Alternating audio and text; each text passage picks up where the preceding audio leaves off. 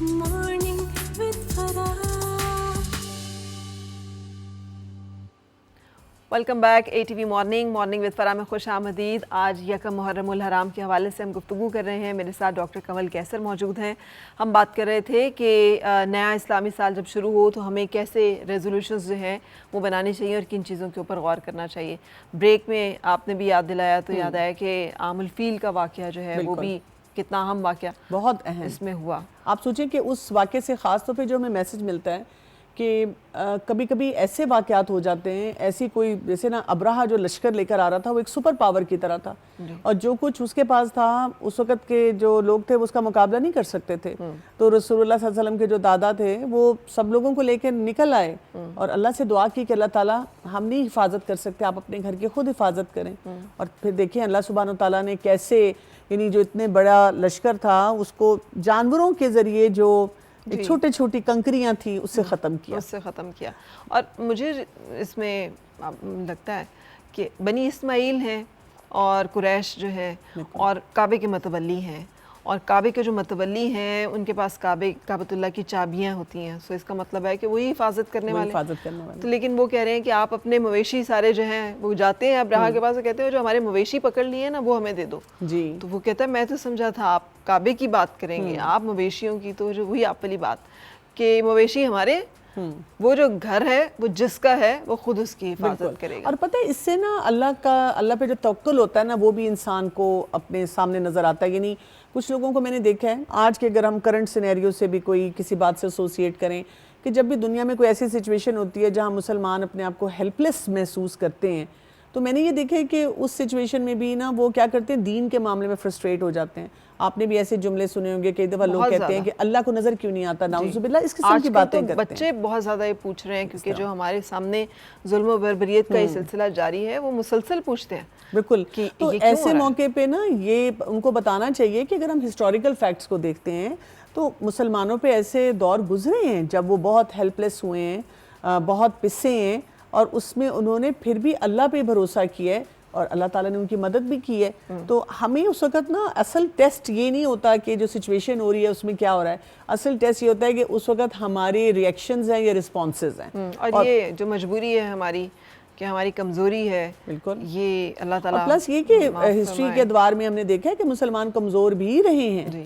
سورۃ البروج میں دیکھیے نا کتنا بڑا واقعہ اللہ تعالیٰ نے وہ خندقوں والے کہ آگ دہکائی گئی ہے اور اس میں ان کو سب کو ڈالا جا رہا ہے, اور یقینی طور پہ یہی ہو رہا ہوگا, مان لو کہ مکرتے ہو دین سے تو نہیں گرائے جاؤ گے, اور اگر مطلب اس پہ رہتے ہو تو گرائے جاؤ گے. تبھی تو بچے والا ڈائلاگ ہے نا کہ ماں تذبذب میں ہے, کہ ہو سکتا ہے وہ سوچ رہی ہو کہ میں مکر جاؤں اپنے دین سے تو بچ جاؤں, تو وہ بچہ جو گود میں ہے وہ بولتا ہے کہ نا ماں ایمان پہ قائم رہے. ایکچولی فرا اصل بات یہ ہے نا کہ ہمارے لیے جو اصل زندگی ہے نا وہ آخرت کی زندگی ہے. اصل سکسیس کا کرائٹیرین وہ ہے. دنیا یہ ہے کہ یہ پاتھ ہے اس سکسیس کے لیے. جیسے آپ دیکھیں کوئی یونیورسٹی میں جائے تو جو آپ اپنے مڈ ٹرم دے رہے ہیں, ٹرم ایگزام دے رہے ہیں, کوئزز, جو کچھ بھی اسائنمنٹس, وہ پاتھ ہے.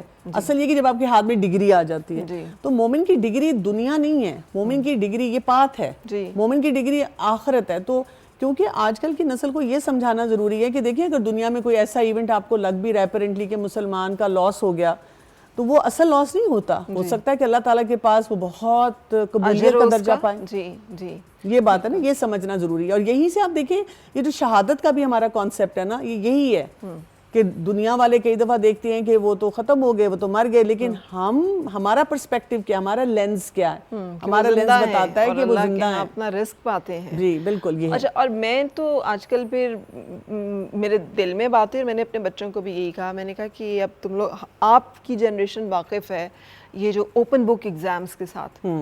سو وی آر دا مسلمز, جو اس وقت اللہ تعالیٰ نے اوپن بک ایگزام دیا ہے, ایک بک بھیجی ہے پوری گائیڈ لائن کے ساتھ اور ایک زندگی ایک ٹائم پیریڈ دیا ہے کہ اس میں جو بھی سچویشنز ہوں گی you can refer to your book and you can take out the solution and implement it. So it's an open book exam کہ آپ کے پاس گائیڈنس موجود ہے لیکن لیتے رہنا ہے. پھر اگر بھول جائیں گے ہم بھول جاتے ہیں. تو ایک تو یہ عام الفیل کا واقعہ, اور دوسرا آپ یہ دیکھیے ہم لوگوں کے لیے کہ ہم نے رسول پاک صلی اللہ علیہ وسلم کے خاندان کے اوپر جو ایک ظلم کا سلسلہ جو کہ تمام امتوں میں ہم نے دیکھا کہ وہ اپنے انبیاء کرام کی تکذیب کرتی رہیں, سرکشی کرتی رہیں, ان کو شہید کرتی رہیں. بالکل, بنی اسرائیل کو بار بار کہا گیا کہ اگر تم اپنے آپ کو چوزن پیپل کہتے ہو تو پھر تم نے انبیاء کو کیوں قتل شہید کیا. سو وہاں پر میں نے دیکھا کہ وہ ظلم و بربریت جو ہے وہ پھر روا اس امت میں بھی ہمیں یہ واقعہ جو ہے, اور ٹائم پیریڈ یہی ہے کہ جس ٹائم پیریڈ میں ہم تمام ہسٹورک باتیں جو ہیں وہ دیکھ رہے ہیں. سو یہ ایک دل شکنی جو ہے یہ بھی بالکل ہے. لیکن اس میں ایک اور بھی امپورٹنٹ میسج ہے کہ دیکھیں جن کو شہید کیا گیا, آپ دیکھیں انہوں نے کمزوری نہیں دکھائی. جی, وہ کلیئر تھے, اپنے مشن پہ کلیئر تھے. جو بھی ہم بات کر رہے تھے کہ محرم کا مہینہ جو سال کا آغاز ہو رہا ہے ہمارے لیے, وہ ہمیں یہی بتاتا ہے کہ اپنی ویژن کے اندر کلیئرٹی لے کر آؤ. تو دیکھیں وہ بڑے کلیئر تھے کہ ہم نے ظلم کے آگے نہیں جھکنا, ہم نے اگر کوئی ناانصافی ہو رہی ہے اس کے آگے نہیں جھکنا, ہم نے اللہ تعالیٰ کی اطاعت پہ رہنا ہے. جی, ان کو مرنا قبول تھا کیونکہ ان کو اس میں بھی فائدہ نظر آ رہا تھا, ہے نا. تو ہمارے لیے یہ بہت اسٹرانگ میسج ہے کہ کیا ہم اسی طرح ہوتے ہیں. ہم تو چھوٹی چھوٹی باتوں پہ کمپرومائز کرتے ہیں, ہم کہتے ہیں اب کیا کریں, دیکھیں دنیا میں بھی تو رہنا ہے نا. یہ ہمارا بڑا ٹپیکل جملہ ہے, دنیا میں بھی تو رہنا ہے نا, سروائیو بھی تو کرنا ہے نا. انہوں نے نہیں یہ سوچا. اور یہ قربانی کی عظیم ترین مثال جو ہے یہ رسول پاک صلی اللہ علیہ وسلم کے خاندان سے آنی ضروری تھی کہ جس خاندان سے ہمیں صبر و استقامت کا مسلسل شعب ابی طالب سے پیغام ملتا چلا آ رہا ہے. سپریم سیکریفائس کہ آپ اپنی جان تک جو ہے بالکل, اور آپ دیکھیں نا چھوٹے سے چھوٹے پینا ہر چیز بند کی گئی, ہر طرح سے ان کے لیے مشکلات کریٹ کی گئی, کیا پولیٹیکل سچویشن بنائی گئی. یعنی جب آپ پورے واقعات پڑھتے ہیں تو اس میں آپ کو بڑی لرننگ ملتی ہے کہ کیسے آپ ان باتوں کو سمجھیں. اس میں ایک اور بات بھی ہے فرح, اگین میری ایک اپروچ یہی ہوتی ہے کہ جو کچھ ہم پڑھیں ہم آج کل کے سینیریو میں بھی تو اس کو دیکھیں نا. ہمارے پیارے نبی صلی اللہ علیہ وسلم نے وہ تعلیمات کیسے نسل در نسل ٹرانسفر کی, کہ ان کے جو گرینڈ چلڈرن ہیں وہ بھی کیا کر رہے ہیں, کیسے فیصلے کر رہے ہیں. تو ہم اگر آپ دیکھیں, ہم اپنے گھروں میں دیکھیں تو ایک نسل بہت زیادہ قرآن پڑھ رہی ہے, نماز قرآن کے ساتھ تعلق, دوسری نسل میں تھوڑا کم ہو گیا, اور اب جو اگلی نسل آ رہی ہے وہ تو ہائی ہیلو موم ڈیڈ کر کے گزر رہی ہے, اور ان کو بالکل نہیں پتا کہ اللہ تعالیٰ نے جو احکامات دیے ان میں کیا ہے نا. یہ بھی لرننگ ہے یہاں پہ کہ ہم یہ بھی دیکھیں کہ ہمارے جو ہم اپنی کتنی باتوں کو صحیح طرح ٹرانسفر کر رہے ہیں. یہ بھی تو ایک بہت دیکھیں نا اسٹرانگ میسج ہے. یہ ایک ذمہ داری ہے. ماں باپ سے جس ذمہ داری کے بارے میں سوال ہوگا, ہم ماں باپ کے حقوق کی بات کرتے ہیں, ٹو بیکم اے پیرنٹ کتنی بڑی ذمہ داری ہے, ہم نے اس کا احساس ہی نہیں. ہمیں لگتا ہے ہم نے بس بچہ پیدا کر لیا اور کافی. اب سوشل میڈیا پہ چھوٹے چھوٹے کئی دفعہ کلپس آتے ہیں کہ جی کوئی کسی بچے سے وہ کچھ چھوٹے سے سوال, بیسک سوال پوچھ رہے ہیں. آپ خلفائے راشدین 4 پوچھ لیں, لوگوں کو ان کا نہیں پتا. لیکن ڈاکٹر کمل ماں باپ کو بھی نہیں پتا کہ ہم سے سوال ہوگا کہ رزق حلال پہ اس کی تربیت کیوں نہیں کی, اس کو ایمان کی اور دین کی تعلیم اور تربیت کیوں نہیں دی, نکاح کیوں نہیں کیا وقت پہ. صحیح, یعنی ایک وقت پہ بچے کا نکاح کر دینا یہ والدین کی بھی ذمہ داری ہے, اور اس سے سوال ہوگا اگر وہ اس وقت وہ ہو جاتا ہے, ڈی ٹریک ہو جاتا ہے. اور آج کل میں نے اکثر ماؤں کو یہ کہتے سنا ہے لڑکوں کی شادیوں کے بارے میں خاص طور پہ کہ کما لے, ابھی کمائے گا, کچھ اپنے پاؤں پہ کھڑا ہو جائے, جی تو پھر ہم شادی کریں. لیکن دیکھیں اس میں آج کل پھر وہ سینیریو آ چکا ہے کہ بچیاں بھی پھر ایسے کہتی ہیں کہ جی اپنا انڈیپینڈنٹ گھر ہو, لیٹسٹ ماڈل کی گاڑی ہو, پھر ہمیں اتنا منتھلی بجٹ دے سکے. اب تو وہ ساری شرطیں بھی لکھوائی جاتی ہیں. ہاں جی, لیکن اس کو بھی تو اسلامی کو یوز کرتے ہیں کہ اسلام نے ہمیں اجازت دی بھی ہے کہ ہمارے لیے علیحدہ گھر بھی ہونا چاہیے. لیکن دیکھیں جو وہی بات ہے کہ محرم کا مہینہ, پھر یہ واقعات سارے ہمیں بتا رہے ہیں کہ آپ نے قربانی بھی تو دینی ہے نا, اور قربانی کی سطح کیا بتائی گئی ہمیں کہ آپ نے اپنی ذات کو ہی نہیں, آپ کے خاندان کو. آپ دیکھیں انسان کئی دفعہ ایسے بھی کرتے ہیں کہ جی اگر کوئی اپنی ذات کے لیے تو آپ کنٹرول کر لیتے ہیں, آپ کے بچوں پہ آئے, آپ کی فیملی پہ آئے, خواتین پہ آئے,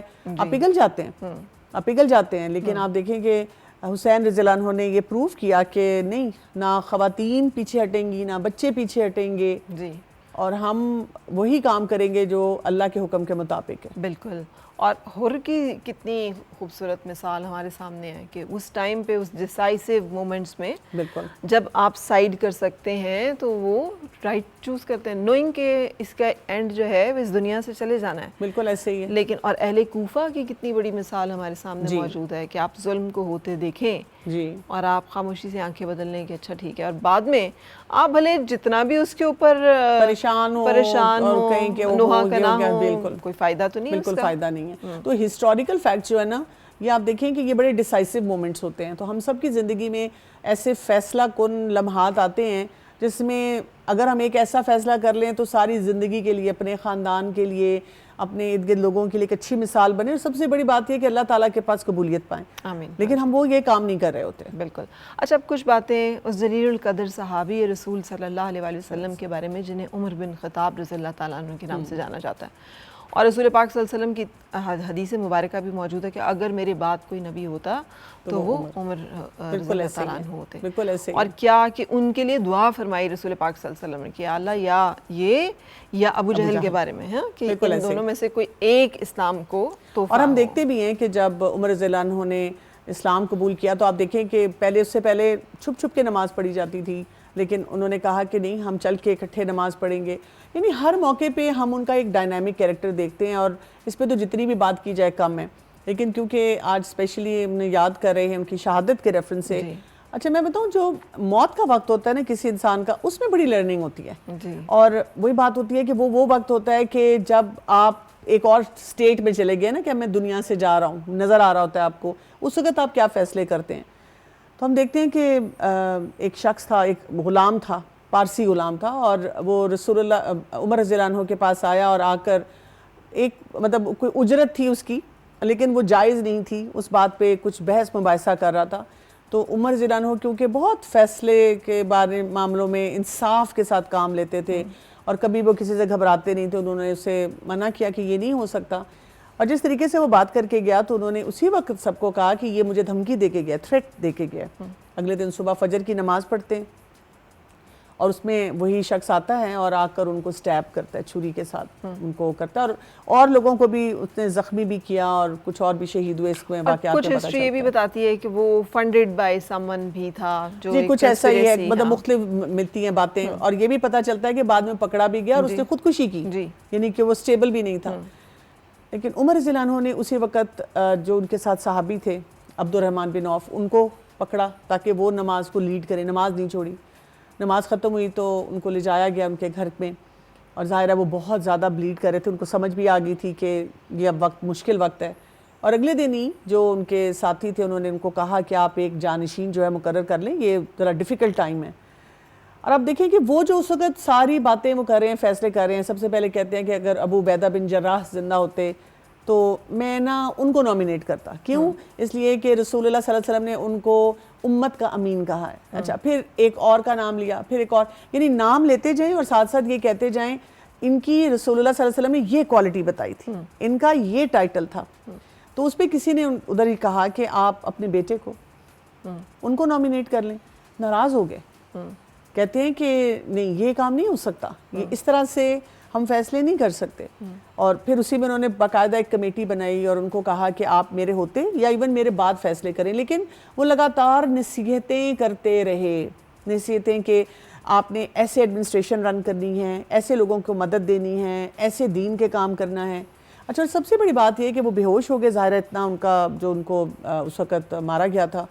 تو جب آنکھ کھولی تو سب سے پہلے تو یہ پوچھا کہ نماز مکمل ہوگی کہ نہیں, پہلے نماز کا خیال. دوسرا سوال یہ پوچھا کہ مجھے کس نے اٹیک کیا. اور جب ان کو بتایا گیا کہ وہ جو پارسی غلام ہے اس نے کیا تو انہوں نے اس پہ شکر ادا کیا. یعنی سوال بھی یہ پوچھا کیا مجھے کسی مسلمان نے اٹیک کیا. یعنی ان کے دل میں یہ آیا کہ اگر میں اپنے مسلمان بھائیوں کے ساتھ ہی کوئی انصاف نہیں کر رہا تو میری اکاؤنٹیبلٹی کتنی بڑی ہے, یہ انہوں نے سوچا. تو یہ بھی بہت ایک امپیکٹفل بات ہے. پھر انہوں نے عائشہ رضی اللہ عنہا کو پیغام بھیجا کہ میں نے اپنی ساری زندگی رسول اللہ پاک صلی اللہ علیہ وسلم کے ساتھ گزاری, ابو بکر صدیق کے ساتھ گزاری, تو اگر آپ مجھے وہ جگہ دے دیں. اور عائشہ رضی اللہ عنہا نے وہ جگہ اپنے لیے رکھی ہوئی تھی. تو انہوں نے, لیکن وہ رونا شروع ہو گئی جب ان کو یہ پیغام ملا, یہ ریکویسٹ پہنچی. تو انہوں نے کہا کہ نہیں ٹھیک ہے یہ جگہ آپ کے لیے. پھر بھی انہوں نے اپنے گھر والوں کو کہا کہ ہو سکتا ہے وہ کسی پریشر میں آ کر انہوں نے جواب دیا, اور جب میں مر جاؤں گا اس وقت تو نہیں کچھ بھی ہوگا تو آپ دوبارہ ان سے پوچھنا, اور اگر وہ اس وقت اجازت نہ دیں تو مجھے عام جو مسلمانوں کا قبرستان ہے اس میں دفنا دینا. یعنی اس پہ بھی کوئی ایسی بات نہیں کی. پھر یہ بھی کہ مجھے سادگی کے ساتھ رکھنا, مطلب کوئی میرے اوپر کوئی ایسی بات نہ آئے, کوئی ایسا میرے لیے کوئی مسئلہ نہ ہو, یعنی دین کے مطابق اللہ کے حکم کے مطابق سب کچھ کرنا. اور اللہ تعالیٰ نے جس شخص سے جو کام لینا ہوتا ہے اس کی شخصیت اسی طرح کی ہوتی ہے. اسلامی سلطنت کا جو پھیلاؤ ہے وہ تمام زیادہ حضرت عمر رضی اللہ تعالیٰ عنہ کے دور خالی میں پھیلاؤ نہیں ہے, اس میں جو ایڈمنسٹریٹو ساری یعنی کرنے کے کام تھے, یعنی پولیس کا سسٹم ہے اور اس کے علاوہ کوئی آفیشیل سارے وہ انتظامات ہیں, ہر چیز کو انہوں نے آرگنائز کیا, ہر ڈپارٹمنٹ کو آرگنائز کیا. جیسے ہم کہہ سکتے بیوروکریسی جو اس وقت تھی بڑے اچھے طریقے سے گورننس جو تھی وہ ساری اسٹیبلش کی اور گئی. انصاف کا جو معاملہ بڑا مشہور ہے کہ بیت المال سے ایک چادر میں وہ مطلب امیر المومنین ہے اور ایک کھڑا ہو جاتا ہے, ایک صحابی ہے یا بدو ہے جو بھی ہے, اور وہ کہتے ہیں آپ نے تو زیادہ لیا ہے, جو آپ نے رائٹ سے ایک چادر میں آپ کا قد لمبا ہے, آپ کا تو لباس بن ہی نہیں سکتا, تو اس کا مطلب ہے کہ آپ تو بددیانتی کے مرتکب ہو رہے ہیں. تو بتاتے نہیں میرے بیٹے کا جو چادر تھی میں نے وہ بھی جو ہے وہ لی اور استعمال کیا. سو اکاؤنٹیبلٹی کا اور ایک اوپننیس کا جو ایک سسٹم ہے. اور ڈاکٹر کمل بہت ضروری ہوگا چونکہ مسئلہ فلسطین بھی آج کل اپنے جوبن پہ ہے کہ جو خود کہ بیت المقدس کی جو ایک اس واقعے کا ذکر کیا جائے کہ جو عیسائی ہیں جو کہ اس وقت وہاں ان کنٹرول ہیں اور محاصرہ جو ہے مسلمان کیے ہوئے ہیں, اور انہوں نے ایک سبمیشن کی ایک شرط رکھی ہے کہ آپ کے جو ہے نا امیر وہ آئیں تو ہم ان کے سامنے جو ہے وہ سبمٹ کریں گے, اور وہ جس طرح آتے ہیں اور جس طرح آتے ہیں اور آتے ہیں اور غلام سوار ہے اور آپ جو ہے اس کی رکاب پکڑے ہوئے چل رہے ہیں اور جوتے بھی جو ہے وہ پھٹے ہوئے ہیں اور لباس دونوں کا ایک جیسا بات ہے. یہ نا کہ کانفیڈنس کس بات پہ تھا؟ کانفیڈنس تھا دین پہ عمل کرنے پہ, اور فوکس کیا تھا کہ دنیا میں اس طرح رہنا ہے کہ یہاں سے گزر کے آخرت کی کامیابی ہو. اچھا ہمارے یہاں پہ کانفیڈنس لوگ کس چیز سے لیتے ہیں؟ برانڈڈ چیزوں سے, پیسے سے. کہا گیا نا انہیں جب وہ پہنچے وہاں تو کہا گیا ان کے وہاں پہ جو امیر لشکر تھے انہوں نے کہا کہ امیر المومنین ذرا ڈریس اپ ہو جائیے, لباس چینج کر لیجئے, یہ بھی مطلب یہ بڑے امپائر کے لوگ ہیں, یہ آپ کی شان و شوکت کو دیکھیں گے تو مروب ہوں گے. انہوں نے کہا نہیں, جس طرح سے ہوں میں اسی طرح. اور پھر جب انہوں نے حضرت عمر فاروق رضی اللہ تعالیٰ عنہ کو دیکھا تو انہوں نے سبمٹ کیا, تو انہوں نے کہا ہمیں بتایا گیا تھا کہ جو شخص آئے گا اس کے لباس میں اگر اس طرح کی علامات اور یہ سب کچھ ہو تو وہ شخص ہے جس کے ساتھ کے لڑ نہیں سکتے ہم. تو دین اچھا ویسے آپ دیکھیں فرح, دنیا میں اب بھی جو بہت کامیاب لوگ ہیں اگر آپ دیکھیں تو ان کی زندگی میں ایک ٹرم یوز کی جاتی ہے منیملسٹ. جی وہ آپ کو ایسے نظر آئیں گے, یعنی ہم شاید ان سے زیادہ سپینڈ کریں اور زیادہ کام کریں لیکن وہ اسی طرح کی زندگی گزار رہے ہوتے ہیں. ابھی بھی ہمیں ایسی مثالیں ملتی ہیں, لیکن عمر فاروق رضی اللہ عنہ جیسی کوئی مثال ہسٹری میں نہیں ہے. اور آپ کو پتہ ہے کہ اس ماڈل کو بار بار ویسٹرن کلچرز میں بھی ڈسکس بھی کیا جاتا ہے, پریزنٹ بھی کیا جاتا ہے کہ یہ بیسٹ ایڈمنسٹریٹو ماڈل تھا جو کہ انہوں نے دیا. بالکل. یہاں پہ ایک بریک کے لیے رکنا ہے, سو بریک کے لیے رکتے ہیں اور پھر حاضر ہوتے ہیں.